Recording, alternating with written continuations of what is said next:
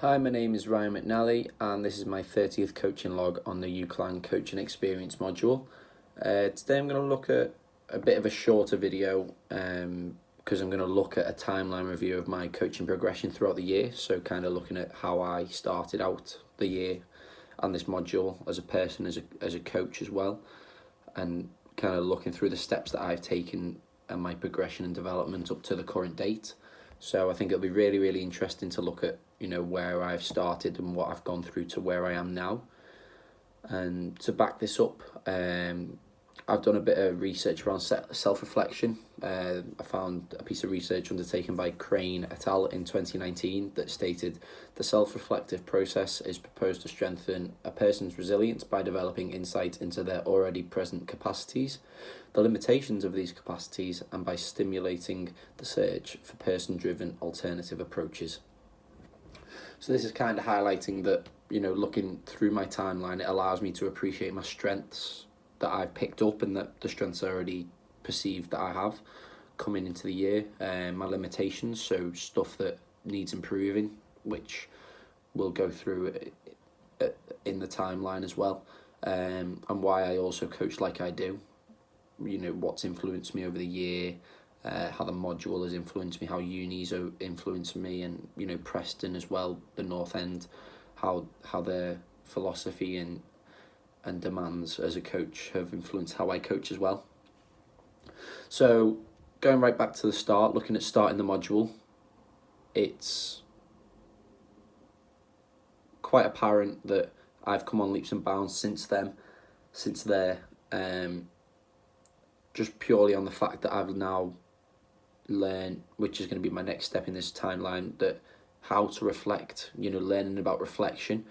I understood, I didn't really know what it meant at first. I obviously knew what it meant, but not in a significant term that impacted me. So using, the time I had and looked into reflection and what actually was it, and kind of making sure I was using it in the right way that helped me to learn. I implemented this with trial and error. It was do it and then look back and reflect, and how was that, what was good, what was bad, did it work well, didn't it work well, did I use this at the right time, etc. I then moved on to a peer assessment form that I asked my peers to fill in on key coaching characteristics of me, so rating them 1 to 10, and then developing my weakest peer assessment skills on a program. So it was the questioning, effective questioning skills, and I think that it was, so it was the developing questioner skills, and then doing that for a set amount of time on a program, hitting that focus consistently each week, and then reflecting on how they developed from start to finish and how that has integrated into my coaching kind of holistically and how it's improved me. I then came to the Christmas reflection, where I reviewed from the start to Christmas and saw, the characteristics that I'd worked on and how I'd progressed as a coach. And it also gave me time to, look at where I was at that current point, within my Preston role, within my coaching kind of pedagogy as a whole, and looking what the next step was, which led me on to setting new goals for the spring. So I came in and I wanted to be more motivational, get to know my players better, little stuff like that can help me take my coaching to the next level, and also to get on my UEFA B, which I'm currently undertaking. So that was a real big step up for me as well, which I'm thoroughly enjoying. But trying to set myself new goals really, really helped me to, to keep motivated and push for these next targets and have something to aim for, and really keep my motivation high for delivering sessions and keeping myself enthusiastic. And that finally brings us towards, working towards them goals through reflection of how I've developed. So looking back over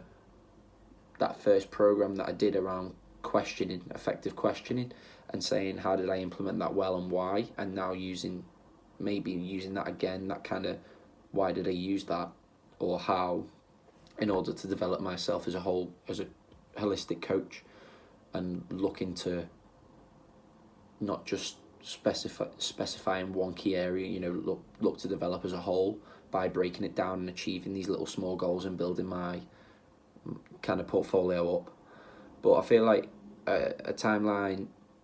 review of my coaching progression throughout the year has been really, really helpful.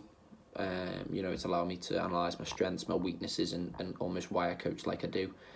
And I feel like it's been a really beneficial task to allow me to reflect on how far I've come and what the next goals are.